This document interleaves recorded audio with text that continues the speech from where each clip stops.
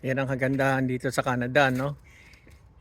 Kapag autumn, kita nyo nagpapalit ang kulay ng mga puno.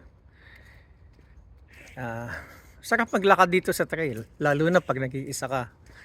No? Naririnig mo yung mga huni ng ibon, no? Naririnig mo yung lagaslas ng mga sanga ng puno, no? All the branches that you can hear. It's nature and it's God-given. And I thank God for life. I thank God for His creation. Well, what can I say? Canada is beautiful. 21 years here in Canada. And my life is awesome. Nakakahinga lang maglakad sa trail, lalo na pataas. Anyway, exercise. Good morning.